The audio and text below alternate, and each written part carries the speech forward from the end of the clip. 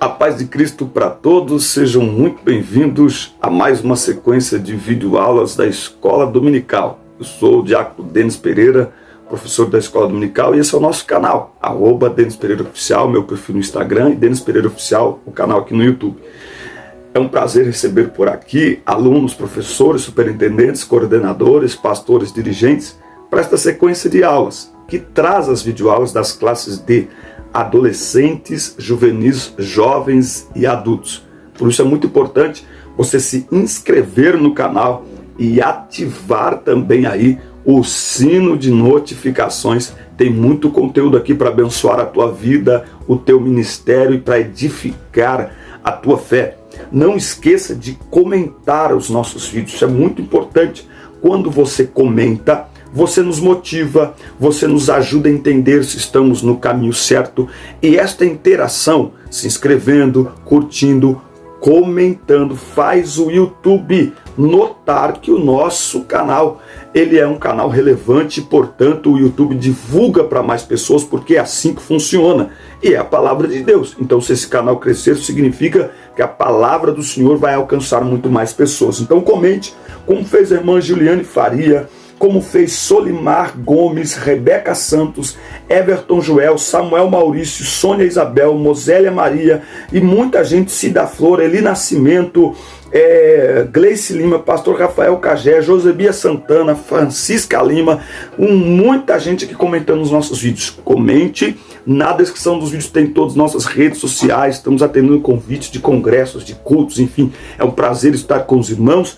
Tem também uma forma de você ajudar o canal. Nosso canal precisa melhorar a estrutura. Não é um laptop novo, microfones novos, tá certo? Nós precisamos melhorar aqui essa estrutura até para trazer outros conteúdos. Quer participar disso? Você pode se inscrever, curtir, compartilhar, comentar. E aqui na descrição do vídeo tem também uma outra forma de você nos ajudar. Ajudando o canal é ajudar o reino a avançar. Amém? Vamos então para a lição 9 da Escola Dominical. Pegue Bíblia, pegue bloco de anotações, pegue a sua revista e vamos para mais uma videoaula da Escola Dominical.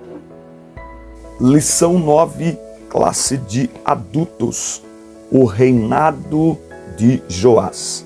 Estamos na parte final deste terceiro trimestre de 2021 e o título da lição é o reinado de Joás. O texto áureo está em Provérbios 3, versículos 3 e 4, ou versos 3 e 4. Não te desamparem a benignidade e a fidelidade. Ata-as ao teu pescoço, escreve-as na tábua do teu coração, e acharás graça e bom entendimento aos olhos de Deus e aos olhos dos homens. Para ter uma vida de constante comunhão com Deus, é preciso abandonar todo e qualquer tipo de idolatria, porque qualquer tipo de idolatria pressupõe uma confiança em qualquer outra coisa que não exclusivamente em Deus. Então, só é possível de fato confiar em Deus quando nós abandonamos todo e qualquer tipo de idolatria. Nós vamos falar sobre isso. O objetivo geral desta lição é afirmar que o pecado leva o homem à ruína. Como está a EBD aí na sua cidade? Fale para nós como que está acontecendo, se está sendo ainda com espaço reduzido. Aproveito esse momento para dizer aos irmãos, oremos pelo Brasil. Precisamos orar pelo Brasil. E comente aí o vídeo, como fez a irmã Juliane Farias, Solimar Gomes, Rebeca Santos, Everton Joel, Samuel Maurício, Sônia Isabel, Mosélia Maria, Juliane Farias de novo aqui, Cida Flor, Eli Nascimento, muitas pessoas aqui comentando, Gleice Lima, Pastor Rafael Cagé, Josebia Santana, Francisca Lima, Rosiane Moraes, enfim, deixe o seu comentário. Ele tem uma importância muito grande dentro do YouTube. Deixe aí o seu comentário. Introdução aqui da nossa lição. Com apenas 7 anos de idade, Joás começou a reinar. Como era muito jovem, recebia orientações e conselhos do sacerdote Joiada.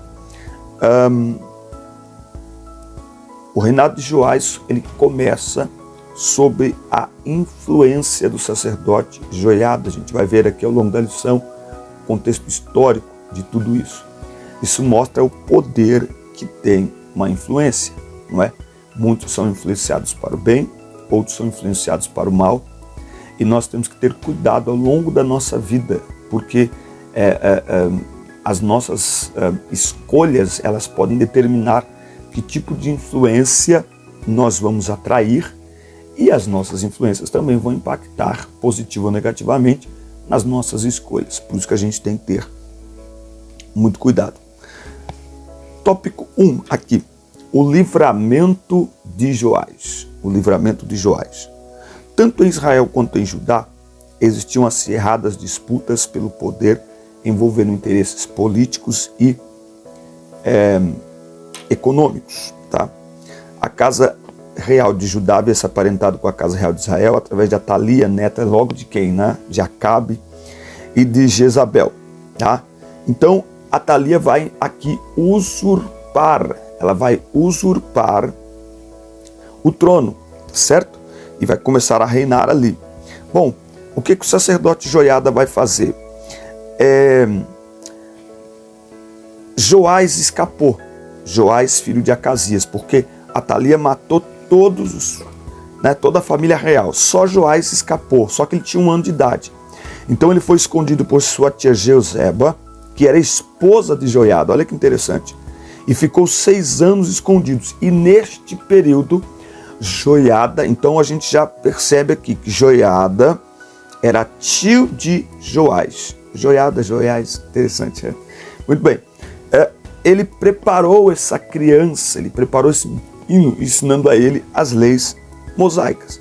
E no tempo determinado, quando ele completa então 7 anos, então há toda ali uma estratégia que é feita por Joiada, pelos capitães da guarda, não é? E aí eles vão destituir Atalia do trono e proclamam Joás como rei.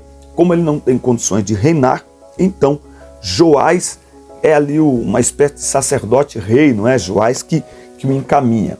Bom, a história de Joás é a prova de que alianças precisam de um padrão divino para darem certo, tá? Então não é todo tipo de aliança que Deus aprova. Não é todo tipo de aliança que Deus tem como certa. Esta aliança não foi bem vista pelo próprio Deus, não é? Então, quando Jorão tornou-se rei em Judá, ele assassinou todos os seus irmãos, não é? Para evitar que o destronassem. Aí os invasores árabes haviam executado os filhos mais velhos de Jeorão. Jeru havia exterminado alguns descendentes de Davi. E depois Atalia ordenou que a descendência real fosse eliminada, não é? Então tudo isso estava, de uma certa forma, impactando a aliança de Deus com o seu povo. Afinal de contas, a descendência do Messias viria da linhagem de Davi. Então é interessante o que Deus faz para preservar a sua aliança com o seu povo e para preservar a sua promessa. É por isso que mesmo com todas estas estratégias de Atalia para governar sobre o povo, como ela estava fora da direção de Deus e como o reinado dela significava um perigo, uma ameaça aos propósitos de Deus, então Deus preserva Joás e através de Joiada Deus o conduz ao trono, porque esta era aqui a vontade de Deus. Bom, tópico 2, né? Tópico 2, o reinado de Joás e a reparação do templo.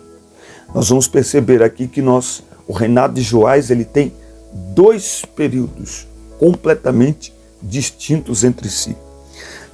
Começa falando da arrecadação para reparar o templo, não é? O reinado de Joás foi muito próspero enquanto Joiada o aconselhava. A idolatria sempre esteve presente em Israel a partir do momento que o povo começou a querer copiar outros povos, não é?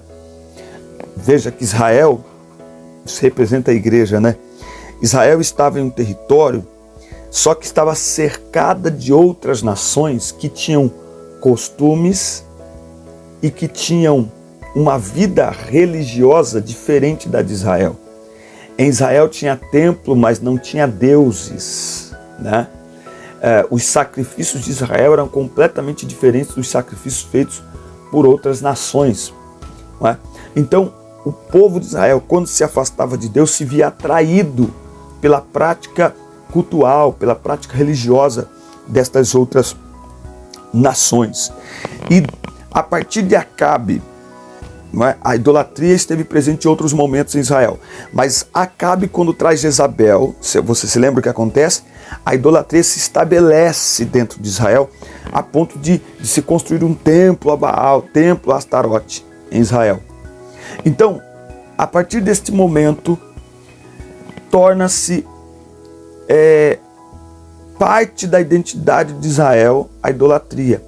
Então, diversos reis vão se levantar, diversas limpezas vão acontecer, mas nenhuma delas é completa, é perfeita, é plena. Por quê? Porque o coração do povo estava inclinado para a idolatria. Então, mesmo destruindo templos, destruindo imagens, o povo construiu os próprios altares para adorar a outros deuses. Então, a primeira coisa que se fazia em todas as restaurações, né, do templo de culto a Deus é restaurar o templo. Porque toda vez que a idolatria ela entrava no território de Israel, a primeira coisa que acontecia era o templo do Senhor era deixado de lado, o culto a Deus era deixado de lado, não é? E o povo ia se envolver com divindades pagãs, não é? Com outros tipos de culto. Então a primeira coisa que Joás vai fazer, que Ezequias fez, foi exatamente reparar o templo. Ele começa fazendo a manutenção do templo, arrecadando dinheiro, né? Arrecadando a moeda da época, lá o ouro, arrecadando, não é, joias para a restauração do templo. Está aqui em 2 Reis, capítulo 12, versículo 4. E Joás disse aos sacerdotes: todo o dinheiro das coisas dedicadas que é trazido para a casa do Senhor, a saber, o dinheiro de cada um que passa pela contagem, o dinheiro que é estimado para cada homem, e todo o dinheiro que vier ao coração de qualquer homem para trazê-lo à casa do Senhor, que os sacerdotes o tomem, cada um dos seus conhecidos, e que eles reparem as fendas da casa, onde quer que cada fenda for achada. Porém, assim foi que no 23º ano do rei Joás, os sacerdotes não haviam reparado as fendas da casa. Então o rei Joás chamou Joiada, o sacerdote, e os demais sacerdotes e perguntou: por que não reparais as fendas da casa? Agora, portanto, não recebais mais dinheiro dos vossos conhecidos, mas entregai-o para as fendas da casa. E os sacerdotes, enfim, aí o texto aqui ele vai continuar e ele vai, nós vamos entender que a casa começa a ser reconstruída. Olha aqui versículo 11. E eles entregavam o dinheiro, depois de contado, nas mãos daqueles que faziam a obra, que tinham a supervisão da casa do Senhor. E eles os entregavam aos carpinteiros e construtores que trabalhavam na casa do Senhor, aos pedreiros e talhadores de pedra, e para a compra de madeira e pedra lavada, para reparar as fendas da casa do Senhor, e para tudo que era entregue à casa, para repará-la. Tá certo? Então a casa foi sendo reparada de acordo com as ofertas do povo. Um detalhe aqui muito importante desta arrecadação foi a fidelidade com que sacerdotes e tesoureiros administravam o dinheiro. Além disso, versículo 15, eles não ajustavam contas com os homens em cujas mãos eles entregavam o dinheiro a ser doado aos trabalhadores, porque eles agiam com fidelidade. Não havia prestação de contas. Por quê? Porque eram pessoas fiéis. Não importa a quantia que está sendo administrada, Deus jamais se agradará de qualquer subtração de valores financeiros ou vantagens pessoais. O que esse texto está nos ensinando é o propósito da oferta. Qual era o propósito da oferta? Para que foi solicitada aquela oferta? Aquela oferta foi solicitada para a reparação do templo. Então o que a Bíblia está dizendo? Por que não se pedia conta? Porque a oferta estava sendo usada exatamente para aquilo que ela foi solicitada. Ela foi solicitada. Olha, nós precisamos reparar o templo. O povo começou a trazer oferta e a finalidade para o qual foi pedida a oferta estava sendo realizada. Olha só o que é fidelidade. Ele tem origem no latim, que significa uma atitude de quem é fiel, de quem tem compromisso com aquilo que assume.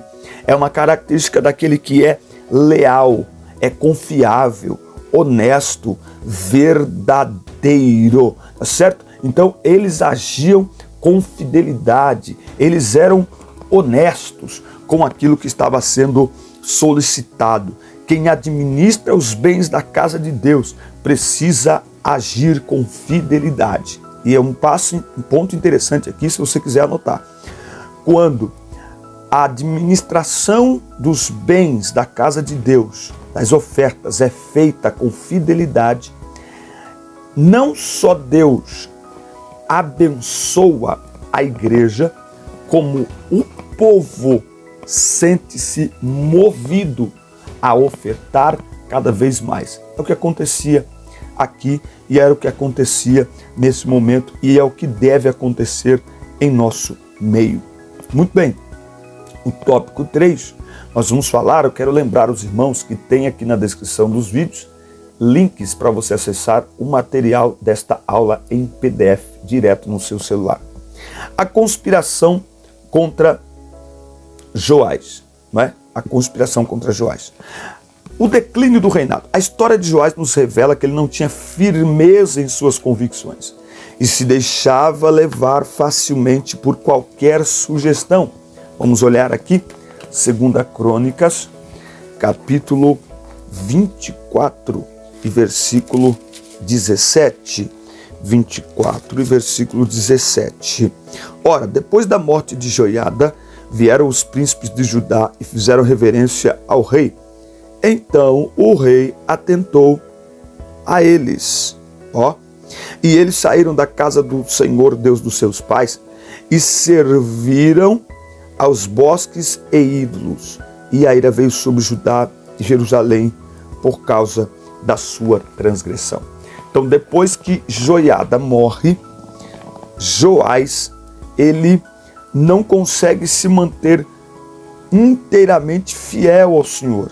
Ele começa a se afastar de Deus e começa a ter más decisões que resultam na falta de prosperidade no reino, na perda da confiança em Deus e mais tarde na conspiração do assassinato contra ele. Então, é um efeito cascata quando nós nos afastamos de Deus. Falta de prosperidade do reino, perda da confiança em Deus e conspiração no seu assassinato. O salário do pecado é a morte, não é? Então, ele tinha sido direcionado nos caminhos do Senhor, ele tinha aprendido a lei do Senhor, mas agora ele vai se afastando do Senhor, ele vai se afastando de Deus. Isso é chamado de apostasia. O que é apostasia? Vem do grego apo, que significa fora, e esteme, colocar-se.